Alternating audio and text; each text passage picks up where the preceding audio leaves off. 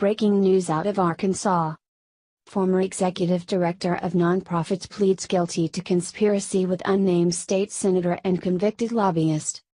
A former executive director of a nonprofit pleaded guilty today to conspiring to unlawfully divert over $380,000 from South Arkansas Youth Services, SAYS, without the authority of the nonprofit's board of directors. According to plea documents, the scheme involves steering the nonprofit's funds to an Arkansas state senator and a lobbying firm of convicted lobbyist Milton Cranford, in exchange for the state senator agreeing to influence Arkansas officials regarding state contracts. Assistant Attorney General Brian A. Benczkowski of the Justice Department's Criminal Division and U.S. Attorney Duane, DAK, Kees for the Western District of Arkansas made the announcement.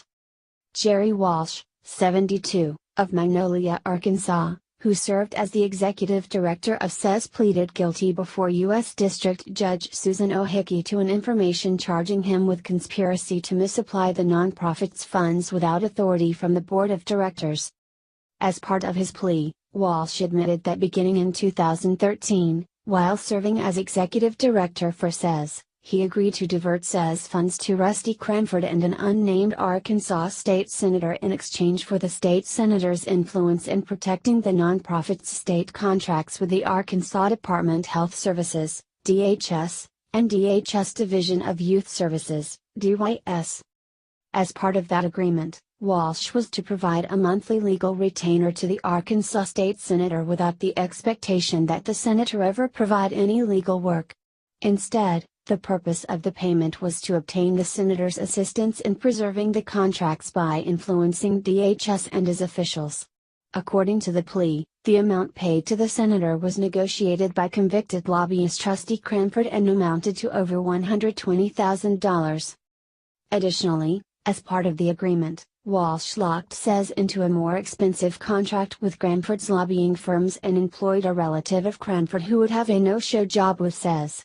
Between the new contract with the Cranford lobbying firm and the payment for the no-show job, the nonprofit paid out an additional $262,000 in diverted funds. As part of his plea, Walsh admitted that these payments and those to the state senator were not authorized by the SAYS board of directors. Jerry Walsh diverted hundreds of thousands of dollars intended to help vulnerable children in southern Arkansas as a part of a corrupt scheme to influence the award of state contracts, said Assistant Attorney General Benczkowski. Walsh's actions ultimately risked destroying the nonprofit he helped lead and undermining the public's confidence in its elected officials.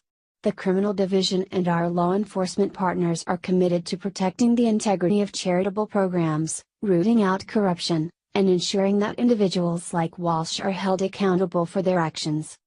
This plea exposes the depths to which pay-to-play politics has corrupted a nonprofit organization which was formed with the best of intentions, to help children, said U.S. Attorney Kees.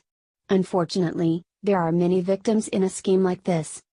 The people of this state were deprived of the uncorrupted functioning of their government agencies, the nonprofit was stripped of funds, and now that the nonprofit has been shuttered, the community is deprived of a nonprofit dedicated to providing services to their most vulnerable children, those who are incarcerated and in state custody.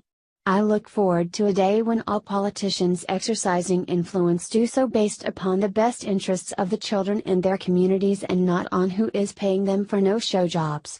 The FBI investigated this case along with the assistance of the Magnolia Police Department and the 13th Judicial District of Arkansas Prosecuting Attorney's Office.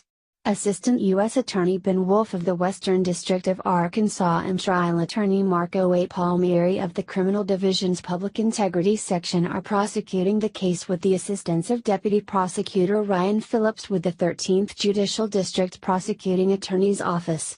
This is a combined investigation with the Public Integrity Section of the Department of Justice, the Eastern District of Arkansas, Western